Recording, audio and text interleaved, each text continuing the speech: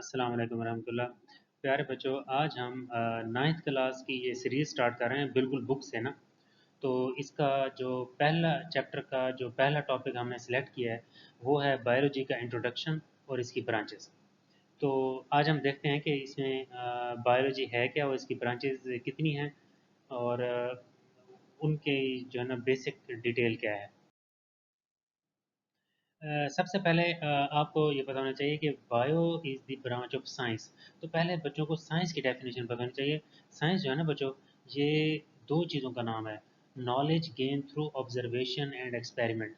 वो इल्म जो ऑब्जर्वेशन मुशाहिदा करने से और एक्सपेरिमेंट करने से हासिल होगा उसको हम साइंस कहते हैं। पहले ज़माने में मतलब जो इंफॉर्मेशन थी वो बहुत ज़्यादा नहीं थी, कम थी, उसको क्लासीफाई नहीं किया गया था, उसे ग्रुप्स नहीं बनाए गए थे। तो इसलिए पहले कोई मतलब इसकी ब्रांचेस वगैरह नहीं थी। अब जो है साइंस की बहुत ज़्यादा ब्रांचेस बन गए हैं और मज़ीद उन ब्रांचेस की भी ब्रांचेस बन गए हैं, जिस तरह बायोलॉजी है, फिज़िक्स है, केमिस्ट्री है, मैथ है, ये वगैरह।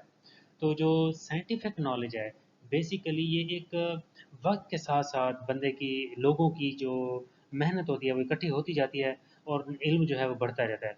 जैसे ही किसी चीज़ का इल्म बढ़ता है तो उसके अंदर ऑटोमेटिकली तकसीम आती जाती है।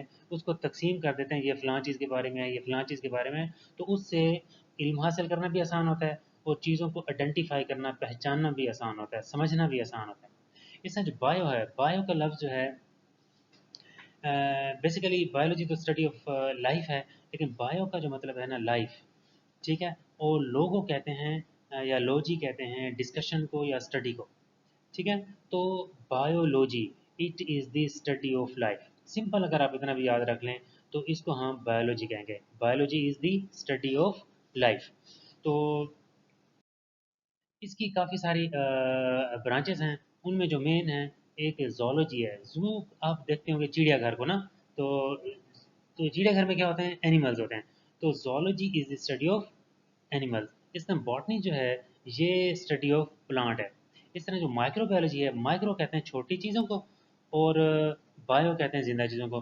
मतलब ऐसे जिंदा चीज़ें जो बहुत छोटी हैं जिनको हम माइक्रो ऑर्गेनिज्म कहते हैं, जो आम आँख से नज़र नहीं आते, इनको हमें माइक्रोस्कोप में देखना पड़ता है। तो इन माइक्रो ऑर्गेनिज्म की स्टडी को माइक्रोबायोलॉजी कहते हैं। इस तरह जो मॉर्फ है, मॉर्फ का मतलब होता है शक्ल। और जो चीज़ों की फॉर्म और स्ट्रक्चर की जो स्टडी है, मतलब उसकी शेप कैसी है, साख्त कैसी है उसकी, स्ट्रक्चर उसका कैसा है, इसकी स्टडी को हम मॉर्फोलॉजी कहते हैं। एक और चीज़ है इसमें, मॉलिक्यूलर बायोलॉजी है। Molecular mean molecules, biology mean bio. इसको हम बायोकेमिस्ट्री भी कहते हैं। ये हमारी बॉडी के अंदर, ये लाइफ के अंदर जितने भी मॉलिक्यूल्स का इंटरेक्शन हो रहा है, उसका जो मेटाबॉलिज्म हो रहा है, या स्पेशली ये डील करता है डीएनए, आरएनए और प्रोटीन का जो लिंकेज है।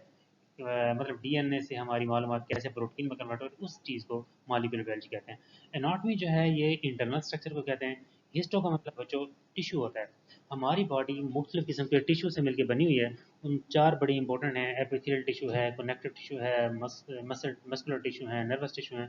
उन टिश्यूज़ की स्टडी को हिस्टोलॉजी कहते हैं। इसमें सेल बायोलॉजी जो है ये सेल के स्ट्रक्चर और फंक्शंस को स्टडी करने का नाम है सेल बायोलॉजी, सेल के बारे में। फिजियो बच्चों फंक्शंस को कहते हैं। हमारी बॉडी के जितने भी ऑर्गन्स हैं उनके फंक्शंस को स्टडी करते हैं। मतलब स्टमक कैसे काम करता है, आंखें कैसे काम करती हैं, कान कैसे काम करते हैं, ये जो भी चीज़ें हैं उसके फंक्शन को स्टडी करने का नाम फिजियोलॉजी है। जो जेनेटिक्स है, जेनेटिक्स कहते हैं हमारे जो विरासती मवाद है वो कैसे अपना रोल प्ले करता है और वो उसका स्ट्रक्चर कैसे होता है। Study of genes and their roles in inheritance, ठीक है। एम्ब्रियोलॉजी कहते हैं कि जब एक बच्चा डेवलप होना शुरू होता है एक जाइगोट से उसके पूरा बनने तक, इसकी डेवलपमेंटल स्टेजेस सारी स्टडी करना। पहले वो कैसे होता है, फिर कैसे होता है, फिर कैसे होता है, पूरी उसकी कुरान पाक में भी इसका बड़ा जिक्र है। पहले वो गोश्त का लोथड़ा होता है, ठीक है, फिर उसके ऊपर जो है हड्डियाँ बनाए जाते हैं, फिर गोश्त बनाया जाता है। तो ये जो स्टडी है इसको एम्ब्रियोलॉजी कहते हैं। टेक्सोनोमी कहते हैं नेमिंग एंड क्लासिफिकेशन। टेक्सोनोमी की मैंने आपको जैसे बताया कि ज़रूरत क्लासिफिकेशन की तब पड़ती है जब हमारे पास मालूमात ज़्यादा हो जाए। जब बहुत ज़्यादा जानवर हो जाएंगे ना तो हम कहेंगे ये जी परिंदे हैं, ठीक है, ये जी वर्टिब्रेट्स हैं, मतलब इनकी ये इनवर्टिब्रेट्स हैं, ये वगैरह वगैरह। इसमें जो पैलेंटोलॉजी है, अगर हम अपने बहुत पुराने ज़माने के कोई हमें खंडरात में से कोई जानवर या पौधों की कोई चीज़ें ऐसी मिलती हैं, उनकी स्टडी को पैलियोंटोलॉजी कहते हैं। It is the study of fossils. Fossils कहते हैं जो जानदारों का बाकी मांदा हिस्सा होता है जो बहुत पहले मर चुके हों।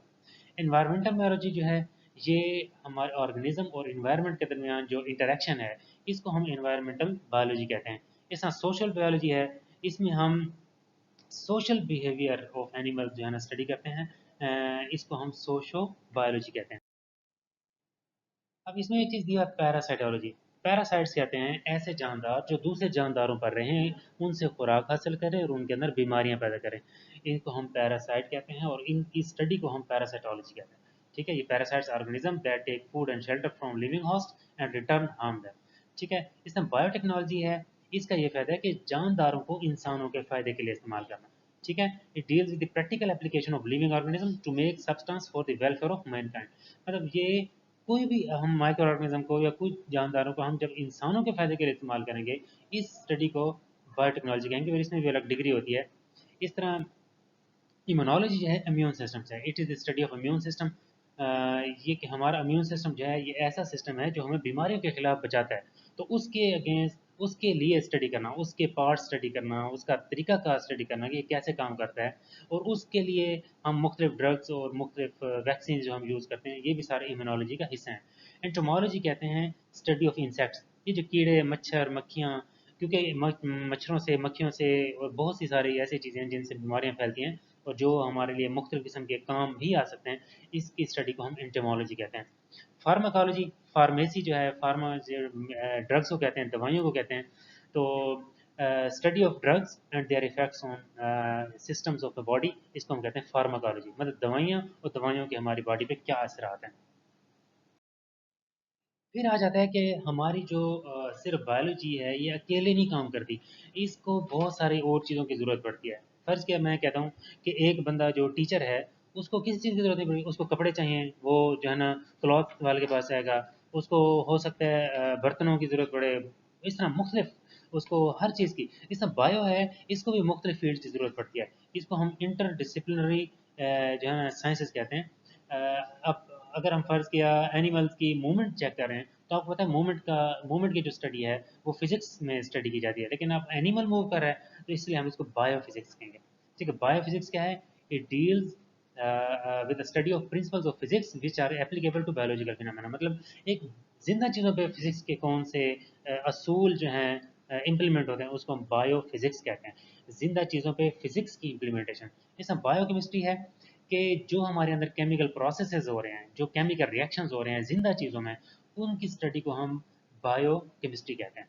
ठीक है, इसमें बायोमेट्री है, जो मैथ के प्रिंसिपल्स हैं जो हमारी बायोलॉजिकल सिस्टम पे अप्लाई होते हैं, उसको हम बायोमैथमेटिक्स या बायोमेट्री कहते हैं। इस तरह है बायो जियोग्राफी। अब बायो का मतलब लाइफ है, जियो का मतलब ज़मीन होता है। तो ज़मीन के मुख्तलिफ टुकड़ों पे, मतलब सहरा में, दरिया में, समुद्रों में, पहाड़ों पे, रेगिस्तानों में या आम मैदानों में कौन कौन सी जिंदा चीज़ें रहती हैं, क्योंकि हर जगह पे एक जैसे जानदार नहीं रहते। तो इस चीज़ की स्टडी को हम बायो जियोग्राफी कहते हैं। और जानदारों का हमारे लिए कितना इकोनॉमिकल है, कितने वो हमारे लिए फ़ायदेमंद हैं, उनके ऊपर कितना खर्चा हो तो कितना वो हमारे लिए फ़ायदेमंद हो सकते हैं, इसकी स्टडी को हम बायो इकोनॉमिक्स कहते हैं। तो ये हमारी बायोलॉजी है। ठीक है, ये बायो और उसके डिस्ट्रीब्यूशन अगर हम देखेंगे जानदारों की कि कौन कौन से ज़मीन के खितों पे कैसे रह रहे हैं, इसको बायो जियोग्राफी कहेंगे। अगर हम मसल्स और बोन की स्टडी देखते हैं, उसके मूवमेंट की स्टडी देखते हैं, इसको बायो फिजिक्स कहते हैं। अगर उसके केमिकल रिएक्शंस की स्टडी हम करते हैं जिंदा चीज़ों में, तो हम केमिस्ट्री और ये चीज़ें इकट्ठी होकर बायो केमिस्ट्री हो जाएंगी। इसमें इकोनॉमिक्स जो है, जिसको हम मुआशियात कहते हैं, उसको हम इंसानी जानदारों के साथ कोरिलेट करेंगे, इसको बायो इकोनॉमिक्स कहेंगे। इसमें मैथमेटिक्स डाटा एनालिसिस है जो रिसर्च में इस्तेमाल होता है, इसको हम बायोमेट्री या बायो मैथमेटिक्स कहेंगे।